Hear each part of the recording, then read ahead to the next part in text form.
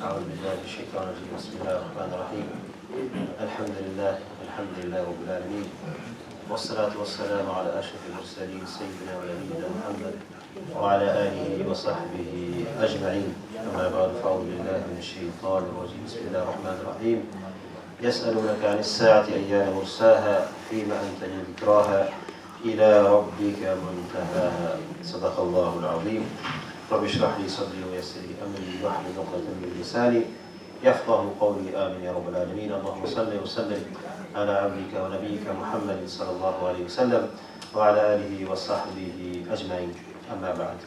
Brothers and sisters in Islam, shall we carry on from last week's halaqah session where we introduced the topic of the signs of the Day of Judgment. Alhamdulillah, we have just prayed Salatul Asr with Jama'ah on such a beautiful day, beautiful evening. Allah subhanahu wa ta'ala has chosen each one of you to stay behind in the house of Allah subhanahu wa ta'ala, for which you will be rewarded immensely. You will be staying in the masjid between the salat is by protecting the hudud or the boundaries of the Islamic community. Because this is by staying in the masjid you are protecting yourself, your iman and your Islam from misguidance and from deviation.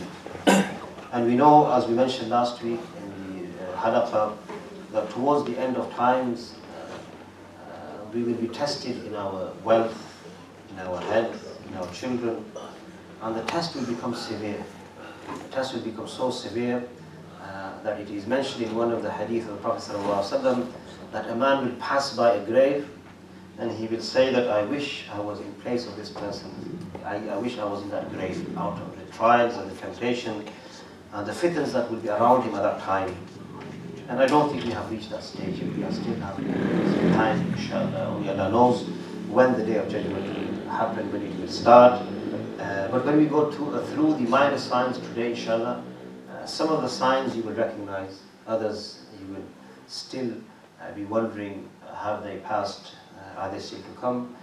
But we are reminded by the hadith of Jibreel when he came to the Prophet ﷺ, he asked him about the Day of Judgment, and he replied that the questioner does not know more than the one who has been questioned.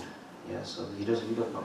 The Prophet ﷺ did not have the knowledge of the Sa'ah, of the Day of Judgment. And I mentioned last week, just a quick recap, that the main reason why we study the signs of the Day of Judgment is in order for us to keep firm on the faith, on the deen, on Islam, and to protect our iman and our Islam at all times when we are faced with such trials and tribulations. Very, very important that we protect firstly ourselves, qu anfusakum wa ahlikum nara, that we protect ourselves and the children, the family, the parents, and all these come under your ahl from the trials and tribulations. And I also mentioned that it is not, we do not learn the signs of the Day of Judgments to scare ourselves or to be afraid of that day. Rather, it should make us more eager to have the clear worship and the ibadah wholly and solely for the sake of Allah subhanahu wa ta'ala. We know that He controls everything. He controls the whatever is above us, whatever is underneath us, whatever is to come, it's all in the hands of Allah subhanahu wa ta'ala. So, we shouldn't be afraid of the signs, rather we should be fearful of the one who controls the signs, which is Allah subhanahu wa ta'ala. We should always return back to Him, Jalla wa ala. I mentioned last week that the book we'll be using is the book by Azam ibn Kathir, rahimahullah ta'ala, and he's divided the book into about 20 chapters, which most of it we will cover over the next few weeks. Next week we have, as I mentioned, a halaqah. External speaker is coming out to give a reminder regarding the great commander of Islam, Khalid ibn Walid, radiallahu ta'ala. So moving on, inshallah. The minor signs are mentioned in different hadith of the Prophet sallallahu alaihi wasallam. The author has brought them all under 2 or 3 chapters. And the first chapter that he mentioned those signs which we mentioned last week are the ayatul ba'ida, the ones which are the distant signs, the ones which have already passed, i.e. the revelation of the Quran, the Prophet ﷺ's birth and his death, and also there are some reference given to some of the victories at the time of the Sahaba. radiyallahu ta'ala anhu ajma'in. And one of the references given is to Rum. Rum, this was also given in the Quran when the Romans were conquered, and then they became the conquerors themselves later on by the hands of the Persian fire worshippers. This is also one of the signs which is mentioned in the Quran. Then when we move forward, there are a couple of the hadith which I mentioned here. I'm not going to mention all of them, but the main ones which we have to check ourselves is the famous hadith of the Prophet ﷺ. So this is also one of the signs of the Qiyamah, that he says, alayhi salatu wassalam, that the Jews have split into 71 sects, and my ummah will be divided into 73 sects. This is a warning given, that do not divide yourselves into different divisions. And also, Auf ibn Malik, he says the same thing, similar sort of hadith, which also mentions that the Christians were divided into 72 sects. And the Muslims will ultimately, towards end of time, will be divided into 73 sects. All of them will enter hell except for one. Only one will enter paradise, and the other 72 will enter into hell. And may Allah protect us from this.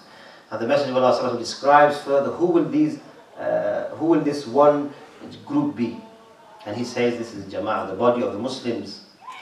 And this hadith was mentioned in the book by Bukhari and Muslim. He says another hadith which is similar in context is by Anas ibn Malik.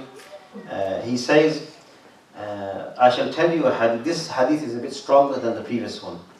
The previous one only has one rawi, which is Auf ibn Malik. This is why some of the muhaddithin, they do not take this hadith by its literal meaning. This hadith about 72, 73, they don't take it on face value. They have other explanations which will be known to inshallah in the future. Anas ibn Malik, he says that I will tell you of a hadith which I heard from the Prophet ﷺ, and which no one else has reported this from Rasulullah. He said this is the only hadith, only I have narrated this hadith. Anas ibn Malik was a great narrator of hadith, and a lot of the hadith were mentioned or were narrated by him. He says, I heard the Messenger of Allah ﷺ say, and no one else will tell you this hadith apart from me. What did he say? He says that among the signs of the hour of the day of judgment will be the first thing disappearance of knowledge. Disappearance of knowledge and the appearance of jahl, ignorance. So knowledge will disappear, and this could disappear through the death of ulama, of scholars, or it could be the literal disappearance of knowledge, the hikmah, the wisdom, and jahl, ignorance will be widespread. Number one. Number two, he said zina, adultery will be prevalent. Zina. Yeah. Zina, it comes in different forms. The zina of the eyes, the zina of the ears, the physical zina, etc. There are many types of zina, as it is mentioned in the hadith of the Prophet ﷺ, that the eyes commit zina, the ears commit zina, etc. So this also is the second sign. Then he also mentions that the drinking of khamr, wine, will be common. Yeah, the drinking of wine will be common. Then further on he mentions the social impact upon the human race.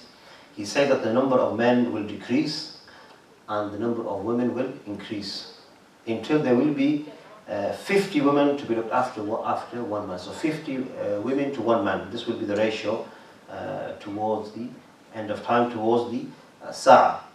These are the minor signs, these are not the major signs. This hadith has been mentioned in the two Sahih books, and also it has been mentioned by Abd al-Rabi, which is another hadith which is mentioned in Muslim and Sahih Bukhari. Then further explaining this hadith by another narration, the author he brings another hadith which is mentioned by Abdullah. He says that the Prophet ﷺ says that just before the hour there will be days in which knowledge will disappear. Knowledge will disappear. As a result of that, what will happen? Ignorance will prevail, and ignorance will appear, and there will be haraj, there will be much killing. I mentioned this yesterday, there will be killing to a scale that it will be uncontrollable killing around the world. The one who is killing does not know why he's killing. The one who has been killed, he does not know why he's been killed. There's so much confusion amongst the human race. This was narrated by Bukhari and Ibn Majah in their books. And then we have really, coming away from these hadiths of the Prophet ﷺ, we have also a warning for the Muslims as well. And this is really the scary bit, where the Prophet ﷺ, he mentions in a hadith that this is in reference to what will be the state of the Muslims in their deen. You know, when we talk about protection of deen, protection of iman, he actually warns us, alayhi salatu wasalam, that how will Islam be towards the end of time. He says that Islam will become worn out like clothes are worn out. So it will become like an old worn clothes. Until there will be no one who knows what siyam is, what fasting is, what prayer is, what charity is, and what are the other ahkam, the other fara'id of Islam. Also, the Quran will disappear in one night, and no eye will be left on earth. And then there will be some people who will be left, and they will say, we heard our fathers saying La ilaha illallah, so we repeat it. And then the Rawi, the narrator, he asked Hudayfa, what will saying La ilaha illallah do for them when they do not know the prayer, fasting, ritual and charity are? So the Hudayfa, he ignored him. Then the Rawi, he again repeats the question 3 times. Hudayfa finally answered that maybe this La ilaha illallah will save them from the hellfire at least. And he said it 3 times, that even if they're just saying La ilaha illallah without them knowing what it actually means or what the fara'id are, the jahl will be so much that maybe, and he makes a dua that maybe Allah subhanahu wa ta'ala will enter them into Jannah for this La ilaha illallah. So this is the situation when you analyze it regarding the jahl, the ignorance, and we are seeing, you know, the disappearance, the death of great scholars from time to time. When they leave this world, it is difficult to fill the gap, fill their shoes with what they have left, and it is the people are left to their own judgment, to their own whims and desires, and this is where ignorance takes over them, and they misguide themselves, and they also misguide other people as well. There's a reference here given to the Mus'haf. Now, what does he mean by the Quran will disappear into the heaven? And he really he summarizes it further on. He says that in the last days of the dunya, the knowledge, the ilm of the Sharia of Islam, of your Rabb, will be taken away from people. And this is such that even the Quran will disappear from the people's heart. People will forget the Quran. And then people will be left with no knowledge. And only the elder generation will tell them that, you know, we used to say La ilaha illallah, we used to recite the Quran, and we used to do so and so thing. You know, the parents, the grandparents will tell them this. And they will repeat it, and then they will feel this closeness to Allah subhanahu wa ta'ala, so it will give them some blessing. You know, we have this hadith which people sometimes don't understand properly, that whosoever say La ilaha illallah will enter Jannah. Now the muhaddithin have explained this hadith in 2 ways. One is what we are reading now towards the end of time, and the other is if he says La ilaha illallah, he acts upon it, inshallah he will enter into Jannah. So knowledge will be taken away, ignorance will prevail, and because of this Allah subhanahu wa ta'ala will leave them in their ignorance. He will let them carry on in their misguidance. They will remain on this track until the end. And then this is when the Prophet says that the hour will not come upon anyone who says that Allah, it will only come upon the worst of people. So these people will remain, those who say La ilaha illallah. Then there will be people who will not even say La ilaha illallah. So these will be the worst of people, and this is when Allah subhanahu wa ta'ala will bring down the signs, the major signs, only Allah knows, and also the punishment which is due to them. Allah subhanahu will deal with them in that way. So that was one of the chapters which he mentions, chapter 3. But then there is more explanation, because when you read the Kitab al-Fitan, as I mentioned last week, in the books of Hadith, it is vast. You know that the chapter is quite deep. It is actually deeper than the book on Kitab. It's probably not as big as Kitab al-Salat, but it's definitely bigger than Kitab al-Iman. It's probably the similar sort of pages of the Kitab al-Salat, and even Zakat and Siyam. That's how much information we have transmitted, and no other book has this information. You know, if you go to the Torah, they have some signs of the Day of Judgment. The Bible will have some, but the Quran has been sent down as tibyan li kulli shay, as an explanation of everything. And this is something which has been explained to its fullest in the Quran al-Hakim. I'm going to finish off in the next 50 minutes, inshallah, with a couple of more ayahs, a couple of more signs. I'm not going to touch upon the greater signs. I'll leave this till the week, 2 weeks to today, or towards the end of July, inshallah. But I just want to leave you with some common sins which we see in our community, in the Muslim Ummah at this time. He mentions five things. And again, these are all Sahih hadith. There's only one hadith which I mentioned in the beginning, which has been classed as Hasan, not even Da'if, it's classed as Hasan, which is the middle type of hadith, the mediocre hadith. Abdullah ibn Umar radiallahu, he says, this was son of Umar radiallahu, he says, the Prophet ﷺ came to me one day and he said, O Muhajirun, all the ones who migrated from Makkah, he said, you may be afflicted by 5 things. And Allah forbid that you may live to see these 5 things. 5 things he mentions. He's making dua for them that you may not be affected by them, may you not be affected by these 5 things. The first thing, when fornication, zina becomes widespread. Zina becomes widespread. You should realize that this has never happened without new diseases befalling the people when their forebears never suffered. When their forebears, the ones who came before them, did not suffer diseases. So you see new diseases around you which you never heard of. Examples could be in different types of STIs, etc., STD, all these diseases which you never heard of, they are coming in front of us. Also the second thing he mentioned, sallallahu alaihi wasallam, that if people began to cheat in weighing out goods, you know, when you go to the shop, you buy a kilo of rice, a kilo of wheat, and people cheat in this. He said, this should not happen. If this does happen, realize that the rain will stop falling from the sky. The rain will stop falling from the sky due to this sin.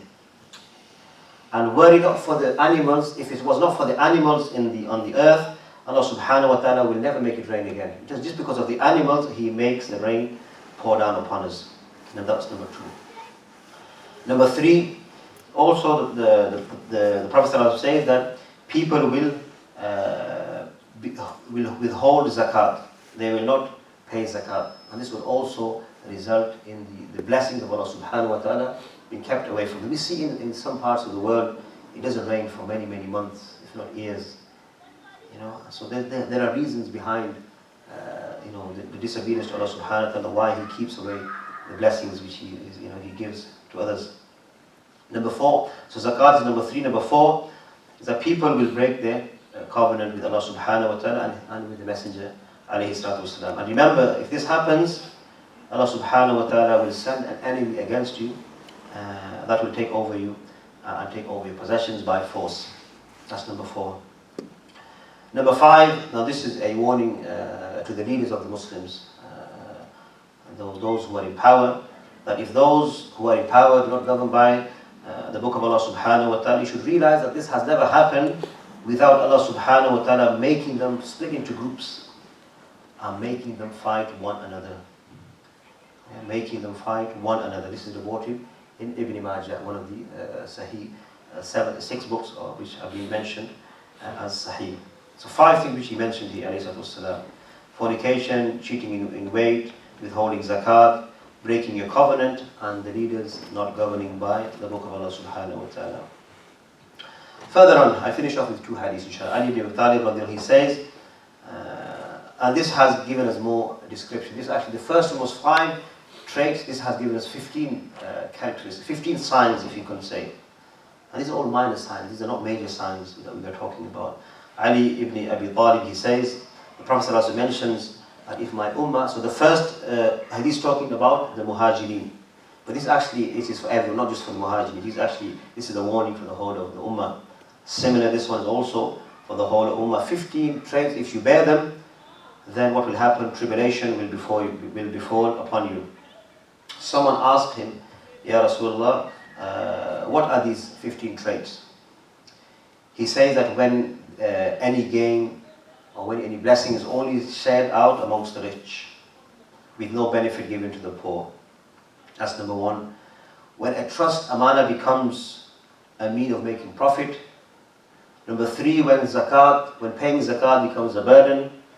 Number 4, when a man obeys his wife and disobeys his mother. Number 5, and he treats his friend kindly while he shuns his father. So he's close to his friend than he is to his father. How many of these we see in front of our own eyes? The children disrespecting their mother, their father, they're preferring their friends, their mates, etc. This is in front of us. And then this one is for all of us who are in the masajid. When the voices are raised in the mosques, this is also another sign. How many masajid, alhamdulillah, we're lucky, our masjid is peaceful. Most of the time we don't have raising of the voices, but this is one of the signs of the Sa'ah. When the leader of the people is the worst amongst them. The leader of the Muslims will be the worst amongst them.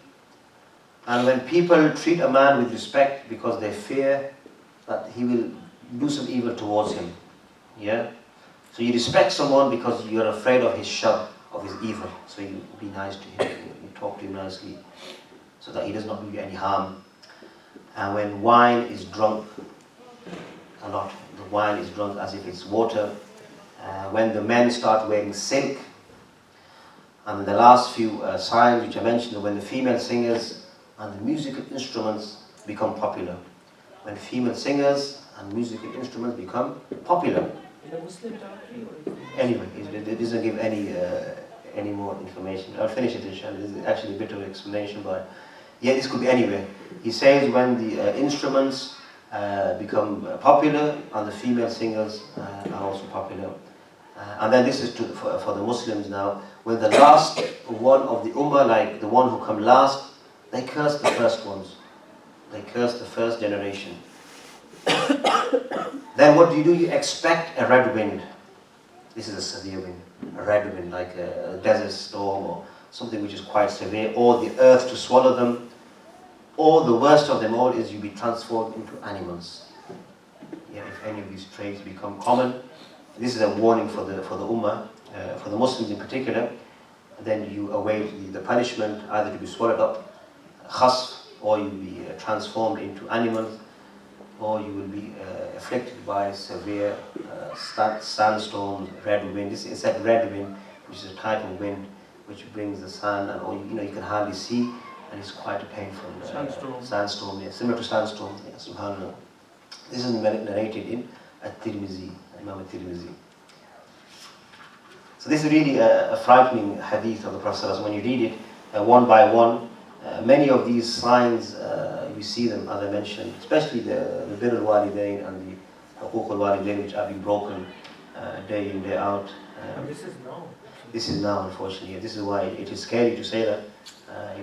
We don't want to be shahid against ourselves, but we have to speak the truth. And most of these, the signs are in front of us. Even the only one which I can see here is yet to be prophesied is the cursing of the first ummah. Still we have sects who curse the first generation, the first, second, third, who were the best of generation. ثم الذين يلون ثم الذين يلون. Ahl Sunnah, we do not curse any of them, alhamdulillah. We move on, we finish off because there are many things we need to discuss towards the end before we move on to the last chapter. And this again narrated by Ali ibn Abi Talib, as we know, the son-in-law of the Prophet, also his cousin. He said the Prophet led us one day in Salat al-Fajr. And when he had finished, a man came to him and said to him, when will the hour be? The Prophet, this hadith I mentioned last week, the Prophet asked him, be quiet. He said to him, be quiet, what have you prepared for the Day of Judgment? After that, he raised his eyes to the sky and said, glorified be to the one who raised it, i.e. the stars, and is taking care of it. He's taking care of the sky. The Prophet said this. Then he lowered his gaze and he said to the earth, and he said to it, glory be to the one who has outspread it, i.e. the earth, and he has created it. Then the Prophet ﷺ said, where is the one who asked about the hour? The man came forward and he knelt down and he said, I asked you, Ya Rasulullah. For this he answered. The Prophet said to him, the hour will come when leaders are oppressors, when leaders are oppressors, when people believe in the stars and reject the qadr, the predestination, fortune telling, astronomy. This will be something which will be common towards the end of time. They believe in stars. There's a name for it when they look at the stars and the astrology. There's a particular name for it. I just cannot remember it. We'll come to it again, inshallah. So stars, and they reject al-qadr, the destiny.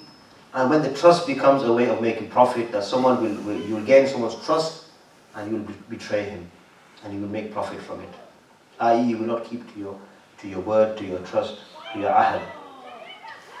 And also when people will give to charity, sadaqah, reluctantly. They will not be happy to give in sadaqah unless they are forced to, unless they are being bribed into giving sadaqah, or unless they are encouraged either through good means or bad means. So this is something which is reluctant to give sadaqah. People will want to just keep the money with themselves. And the last two, when the zina becomes widespread, when this happens, he said to this companion who asked, then your people will perish after this has become widespread.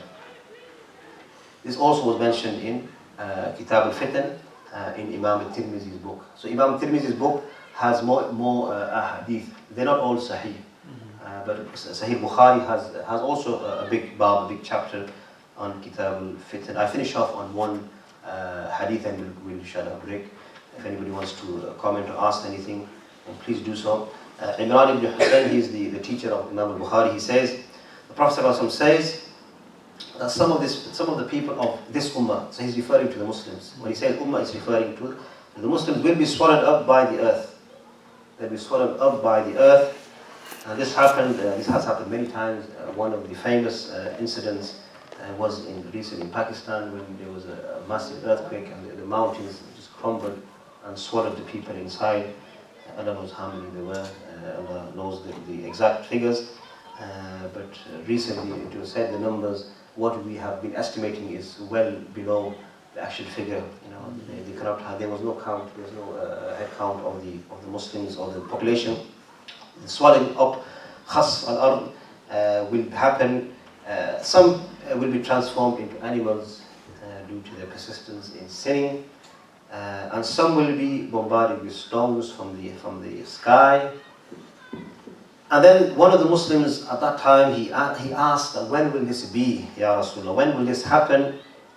And he answers with this, what we were saying earlier, when singers and musical instruments will become popular, and a lot of wine will be drunk. A lot of wine will be drunk on the streets, in the bazaars, in the homes, etc. This is what Allah subhanahu wa ta'ala will send upon the people, the ummah, the adhab, and may Allah protect us from the punishment of Allah subhanahu wa ta'ala. Really, you don't want to be alive in these times when this adhab is happening, because it is said in the hadith of the Prophet ﷺ that when the adhab comes, you might be pious, you might be someone who's muttaqi, but he's going to punish you as well in that adhab, and he's not going to keep the adhab from you. We hear of stories that Fulan Masjid was saved. This is all from the hikmah of Allah subhanahu wa ta'ala. He saved the masajid in the earthquakes, in the tsunamis in Indonesia. We heard recently, there are miracles which happen. But even if you yourself are alive at that time and the fitna has increased so much that you have no control over it, then you will also be swallowed up in that punishment. May Allah also protect us, and may He keep us safe. This was just a glimpse of what is to come inshallah in the future, a few halaqats. The next topic will be the greater signs, and that is something which might take longer than we hope, because the greater signs has been explained in much more details. So that might take maybe 4 or 5 weeks. And the good news is, I don't know if it's a good news or bad news, but the major signs they haven't yet crept upon us yet. The major signs, you can judge yourself how many of them are prevalent amongst our society, amongst the ummah, and how many are still to come. So we should take heed from this. We should be ready at all times to seek forgiveness, to seek tawbah, and it is really a wake up call. One of the hadith which he does not mention, because there's a problem with the narration. In the hadith of Jibreel Islam, which he might mention later on, the author, Imaam ibn Kathir, he's left this till the end for a reason, because he thinks this is one of the major signs. And there is one of the signs which are major, but one of them is a minor sign. And he mentions that when you see the barefooted shepherds of Arabia, they're competing with the building of high, tall skyscrapers. And this is literally the hadith what he mentions, that you see barefooted shepherds, those who look after camels, they'll be competing in the building of tall.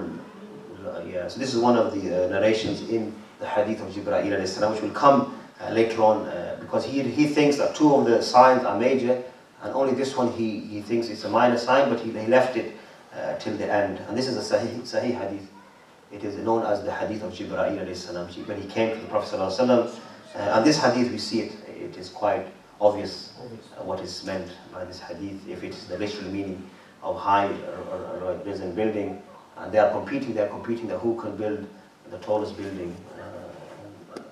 Maybe they must be aware of this hadith. They cannot be so ignorant of the sign, but Allah has His plans and He knows what is best for us. May Allah subhanahu protect us and keep us safe in times of fitan. May He guide us to the straight path, the path of the Quran and the Sunnah of Rasulullah sallallahu alaihi wasallam. Inshallah, we'll finish off. For any comments or any questions, أقول قولي هذا أستغفر الله لي ولكم ولسائر المسلمين فاستغفروه إنه هو الغفور الرحيم. I hope I haven't frightened the hell out of you. Inshallah, just don't worry. Just keep yourself focused, inshallah, on your ibadah, and just keep your children, under your guidance and under your protection, and inshallah, so will give you that reward. He will give you His blessing. We always need to turn to Him. It's not through our own capability or capacity that we can bring these children up. It is always with a hand.